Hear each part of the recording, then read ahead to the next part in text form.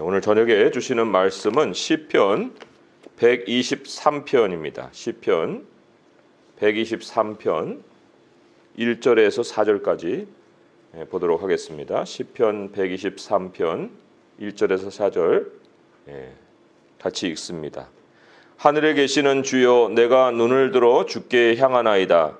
상전의 손을 바라보는 종들의 눈같이, 여주인의 손을 바라보는 여종의 눈같이 우리의 눈이 여호와 우리 하나님을 바라보며 우리에게 은혜 베풀어 주시기를 기다리나이다. 여호와여, 우리에게 은혜를 베푸시고 또 은혜를 베푸소서. 심한 멸시가 우리에게 넘치나이다. 안일한 자의 조소와 교만한 자의 멸시가 우리 영혼에 넘치나이다. 아멘. 네, 하늘에 계시는 주여, 이렇게 지금 주님을 부르고 있습니다. 세상 사람들도 땅에서 문제를 당하면 하늘을 봅니다. 절규하는 상황에는 하늘을 향해서 자기의 모든 마음의 문제를 호소합니다. 그러니까 땅은 문제 해결이 아닌 곳이다, 아니다 하는 것을 사람들이 알고 있습니다. 하지만 이 하늘을 돕는다는 개념은 가지고 있는데, 오늘 여기 고백과 같이 하늘에 계시는 주여 이렇게는 부르지 않습니다. 이것이 바로 하나님 백성에게만 있는 지식이에요. 하늘에 계신 주여라고 할 때, 여기는 우리는 이제 계시는 주 이렇게 번역을 했지만, 본래 문자적으로 번역하자면 하늘의 보좌에 앉아 계시는 분이시여, 이런 뜻입니다. 그러니까 하늘에 계신 주라는 것은 통치자로서 하나님을 바라보는 사람이 부르는 호칭이에요. 하늘에 계신 주님. 그러니까 막연하게 하늘이여 한 게 아니고 가장 뚜렷한 현실 중의 현실, 바로 하늘에 계신 통치자 하나님이 바로 우리의 모든 문제를 해결해 주신다 하고 바라보고 부르는 것이 하늘에 계신 주님이다, 이렇게 나와 있습니다. 야고보서 1장 15절에서 17절을 보면은 이런 말씀이 써 있어요. 욕심이 잉태한 즉 죄를 낳고 죄가 장성한 즉 사망을 낳느니라. 내 사랑하는 형제들아, 속지 말라. 온갖 좋은 은사와 온전한 선물이 다 위로부터 빛들의 아버지께로부터 내려오나니 그는 변함도 없으시고 회전하는 그림자도 없으시니라. 속지 말아라. 땅의 현실이 우리를 속인다. 모든 좋은 것은 땅에서 나오지 않는다. 모든 좋은 것은 위로부터 다 빛들의 아버지께로부터 내려오는 것이다. 그래서 현실을 제대로 잘 알고 또 깨닫는 사람은 하늘에 계신 주님을 찾아요. 그렇게 찾을 수 있는 사람이 또한 지혜로운 사람입니다. 그래서 최고로 현실을 잘 인식하는 사람이 바로 이 주기도문을 의미 있게 하나님께 드릴 수 있는 사람인 거예요. 하늘에 계신 우리 아버지요. 얼마나 현실이 중요하고 가장 우리 앞에 있어야 될 현실이면 주님이 기도를 가르쳐 주세요 할 때 하늘에 계신 우리 아버지요, 이렇게 기도를 가르쳤겠습니까? 하늘의 통치자를 바라보아라. 땅에 있는 어떤 것도 우리의 문제를 해결해 줄 것이 아니고 바로 하늘에 계신 하나님이 우리의 문제의 모든 해결책이시다라고 주기도문을 통해서 가르치신 거예요. 그러면 하늘에 계신 우리 아버지에게 우리 자신을 드린다고 할 때 그 연결고리가 되는 거, 여기 1절에는 이렇게 표현이 되어 있어요. 하늘에 계시는 주여, 내가 눈을 들어 주께 향하나이다. 하나님이 하늘에 계시는데 나는 땅에 있어요. 그런데 내가 땅에 있는 나로서 하늘에 있는 하나님과 어떻게 연결되느냐 할 때 이 눈을 든다는 것이 굉장히 중요한 행위입니다. 의지적인 행위예요. 눈을 든다, 이 문자적으로도 생각해 볼 수 있는 단어긴 하지만 굉장히 그 안에 깊은 의미를 담고 있는 행위이기도 합니다. 왜 눈을 들어 올릴까? 일반적으로 우리가 기도라는 세팅 속에 이 의미를 담을 수가 있습니다. 눈을 든다. 그러나 그 기도 외에 더 깊은 의미를 담고 있는 행위입니다. 자, 이 눈, 오늘 시편을 보게 되면 이 눈과 연결되어 있는 그 관계하는 상대가 있습니다. 그게 바로 상전이에요. 주인. 여기 상전의 손을 바라보는 종들의 눈같이, 여주인의 손을 바라보는 여종의 눈같이. 그러니까 눈과 상전이 연결되어 있다는 거예요. 종들과 여종에게는 눈이 있고 상전과 주인에게는 손이 있어요. 그러니까 바라보는 눈과 은혜를 베푸는 손이 이제 만나야 되는 거. 이런 세팅이 바로 기도인데, 그러한 동일한 세팅을 우리에게 전해주고 있는 신약의 말씀이 있습니다. 마태복음 6장인데 마태복음 6장을 한번 찾아보세요. 마태복음 6장 22절에서 24절의 말씀입니다. 거기도 눈이 나오고 그리고 주인의 그 관계가 나옵니다. 주인과의 관계가 나오는데 마태복음 6장 22절에서 24절의 말씀이에요. 제가 읽어보겠습니다. 눈은 몸의 등불이니 그러므로 내 눈이 성하면 온몸이 밝을 것이요 눈이 나쁘면 온몸이 어두울 것이니 그러므로 내게 있는 빛이 어두우면 그 어둠이 얼마나 더하겠느냐. 한 사람이 두 주인을 섬기지 못할 것이니 혹 이를 미워하고 저를 사랑하거나 혹 이를 중히 여기고 저를 경히 여김이라. 너희가 하나님과 재물을 겸하여 섬기지 못하느니라. 그러니까 눈과 주인이 연결되어서 지금 예수님이 가르치고 계시는데, 여기 나와 있지만 눈이 성하지 않으면 온몸이 어둡다. 성한 눈, 그 성한 눈은 하나님을 바라보는 눈이에요. 또 하나님만 바라보는, 그냥 하나님이 아니라 주인 되신 하나님을 바라보는 눈이 성한 눈이면, 나쁜 눈은 두 주인을 겸하여 섬깁니다. 눈이 왔다 갔다 하는 거예요. 그런데 눈이 왔다 갔다 하면은 뭐 빛도 보고 어둠도 보고 눈이 좋아졌다가 나빠졌다, 그럴 수 있는 것이 아니라는 것입니다.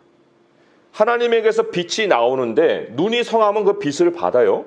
하지만 눈이 나쁘면 빛은 차단되고 어둠밖에 안 보입니다. 온몸이 어둡다고 그랬어요. 기도는 눈을 오직 하나님만 향하는 시간입니다. 오직 주님만 바라보는 시간이에요. 그래서 눈을 드는 거예요. 눈을 땅으로 깔고 살다가 눈을 든다는 건 오직 하나님만을 주목하는 시간을 갖는 것인데, 그런데 만약에 기도는 뭐 한 답씩 이렇게 형식은 차리는데 기도 내용을 보니까 온통 눈의 관심이 재물에 있습니다. 여기 재물은 땅의 것을 대표하는 단어로 나온 거예요. 땅의 것이라고 하는 것은 목숨을 위한 염려다. 이렇게 이제 말씀을 지금 마태복음을 이어서 읽어보면 그렇게 우리가 연결시켜 볼 수가 있습니다. 목숨을 위한 염려. 그러니까 땅을 향하면 향할수록 눈은 어두워지고, 그리고는 몸은 그 눈을 따라가기 때문에 삶은 피폐해지고 채워지지는 아니하고. 그래서 주님이 결론적으로 뭐라고 했느냐. 마태복음 6장 32절에 이는 다 이방인이 구하는 것이고 너희 하늘 아버지께서 이 모든 것이 너희에게 있어야 할 줄을 아시느니라. 여기 하늘이 나오잖아요. 이방인들이 구하는 것, 그는 땅에 눈을 두고 있는 모든 것이다. 그러나 하늘 아버지는 이 모든 것을 다 알고 계신다. 너희들이 무엇을 필요로 하는지를 하나님은, 절대 통치자이신 하나님은 알고 계시니 눈을 들어라. 공중의 새나 들풀이나 다 하나님 먹이시고 입히시는 것을 너희들이 모르느냐. 그러니까 이제는 눈을 들어라. 하나님을 향해라. 하나님께 절대적으로 눈을 들고 바라보아라. 지금 이것을 요구하고 있습니다. 그러면 도대체 하나님만 바라본다는 건 무슨 의미일까? 오늘 시편이 바로 그것을 가르치고 있어요. 손을 주목한다고 하는데 주님의 손, 그 주인의 손, 그 주인의 손을 주목하는 것의 의미가 오늘 이제 시편으로 돌아오면은 2절과 3절에 반복해서 나오는 단어가 하나 있어요. 그게 은혜라는 단어입니다. 은혜. 그 손과 은혜가 연결되어 있습니다. 우리에게 은혜 베풀어 주시길 기다리나이다. 우리에게 은혜를 베푸시고 또 은혜를 베푸소서. 계속해서 이제 은혜를 지금 거듭 언급하고 있는데, 은혜라는 건 이런 거예요. 쉽게 얘기하면은 절대적으로 하나님만 하실 수 있는 일, 그게 은혜입니다. 사람이 개입해서 되는 일이 아니라 오직 하나님만 해주실 수 있는 그 일, 그게 바로 은혜인데, 그러면 은혜를 바라본다는 것은 가능성을 바라보는 게 아니에요. 오직 하나님만 할 수 있는 것을 바라본다는 것은 이 땅에 가능하지 않다는 겁니다. 가능할 수 없는 것, 바라볼 수 없는 것을 바라보는 것이 은혜예요. 그리고는 그렇기 때문에 이 손에 미동을 주목하는 거예요.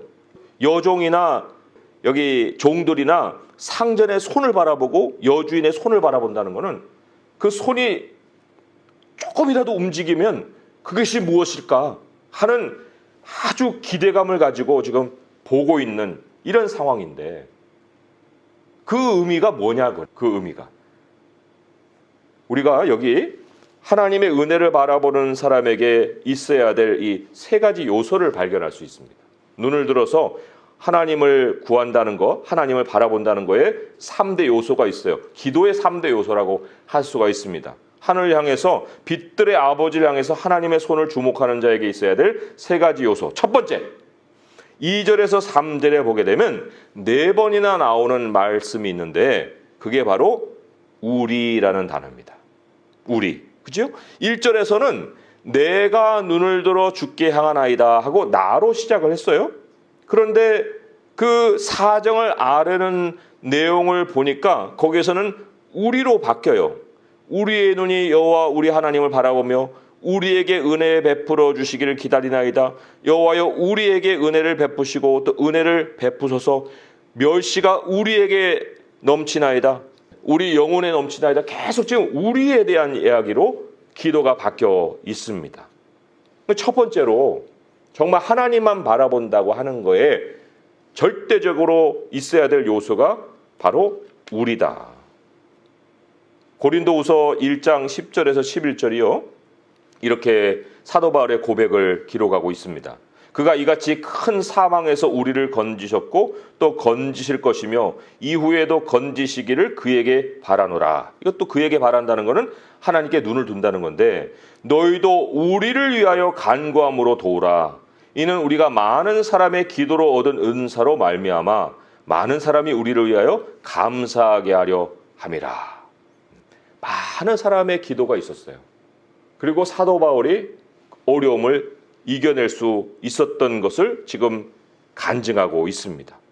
그러니까 이게 무슨 의미냐? 많은 사람의 기도가 모아지는 곳에 엄청난 은혜의 역사가 있다는 거예요. 많은 사람의 기도가 모이는 곳에 엄청난 은혜가 역사한다. 거기에 주인의 손이 움직이신다는 겁니다. 우리의 기도의 이슈를 얻을 수 있는 것이 교회예요. 내 기도 수첩에 언제나 우리의 기도 제목을 가지는 것이 은혜를 체험할 수 있는 길입니다. 나의 기도는 다른 사람이 해주고 그 다른 사람의 기도는 또 다른 사람이 해주고, 그래서 모든 우리의 기도가 하나님께 드려질 때 우리들의 삶에 하나님의 은혜가 역사를 합니다. 참 한두 사람이 모여서 기도하는 것과 어떤 일이 딱 터져서 교회가 함께 한 자리에서 기도를 할 때 역사하는 것과 확연히 다릅니다. 우리가 함께 모여야 되는 이유가 바로 거기에 있어요. 지금 어려움을 당해서 각자 흩어져 있는 곳에 있지만 우리가 잊지 말아야 될 것은 다시 개인으로 돌아가서는 안 된다는 겁니다. 항상 하늘에 계신 주님을 주목하고 살려면 바로 우리가 있어야 되고, 그것이 은혜를 체험할 수 있는 길이다. 두 번째로는 2절의 말씀에 여기에 마지막 쯤에서 은혜 베풀어 주시기를, 우리에게 은혜 베풀어 주시기를 기다리나이다. 이렇게 나와 있어요. 하나님만 바라보는 기도에는요, 반드시 기다림이 요소에 있어야 됩니다. 어제 기도했는데 오늘 왜 응답이 없지? 아니 방금 전에 기도를 했으면 뭔가 눈을 뜨면 변화가 있어야 될 거 아니야. 이거는 기도하는 사람의 자세가 아닙니다. 이사야 30장 18절에는 그러나 여호와께서 기다리시나니, 무엇을 기다리는지 좀 설명을 들어보셔야 될 필요가 있는 구절입니다. 그러나 여호와께서 기다리시나니 이는 너희에게 은혜를 베풀려 하시며 일어나시리니 이는 너희를 긍휼히 여기려 하심이라. 대저 여호와는 정의의 하나님이라 그를 기다리는 자마다 복이 있도다. 여기 기다림이 매우 중요한 요소로 작동을 하고 있습니다. 하나님이 지금 기다리신다고 먼저 했고, 그리고는 이제 우리에게 은혜를 베풀려 하시는데, 그런데 우리 또한 하나님을 기다려야 된다라고 지금 말씀을 하고 있는 거예요. 하나님이 어디에다 은혜를 베풀어 주시느냐? 어디에서 하나님의 은혜가 100% 역사하느냐? 내가 손을 대지 않은 그 깨끗한 상황 속에 하나님이 은혜를 베푸십니다. 보기에는 엉망진창이고 혼동이고 뭐 갈 길이 없고 그렇게 보이는데 거기에 대해서 내가 손을 안 댔다는 거예요. 내가 해결책을 해보려고 거기에다가 시도를 하지 않았다는 겁니다. 하나님이 뭘 기다리는 거예요? 하나님은요, 은혜가 되기 위해서 사람들이 어떤 일이 될 때 이게 하나님이 하셨나 사람이 하셨나 이렇게 헷갈리고 혼동되게 하는 일을 행하지 않으십니다. 무엇을 하셔도 야, 이건 하나님이 하셨어 라고 고백하게 하시는 것이 은혜를 베푸시는 일이에요. 그런데 사람들이 어떻게 합니까? 주물러 대지요. 손도 대고, 그리고는 마지막에 막 부르짖고 하나님께 난리를 치잖아요. 그러나 결과적으로 그렇게 난리를 치게 될 때의 시점은요, 사람이 손을 못 대는 시점인 거예요. 그 시점까지 하나님이 몰고 가십니다. 그러니 아예 처음부터 손을 대지 않았으면, 깨끗하게 그 상황을 하나님께 드리고 기다렸으면 응답이 은혜로 임했을 것을, 그거를 기다리지 못하고 하나님께 맡기지 못하고 섞어 놨으니 하나님이 그 섞은 것을 먼저는 다 정리를 하시고 이제는 내가 행한다 라는 그 국면을 맞게 하셔야 되잖아요.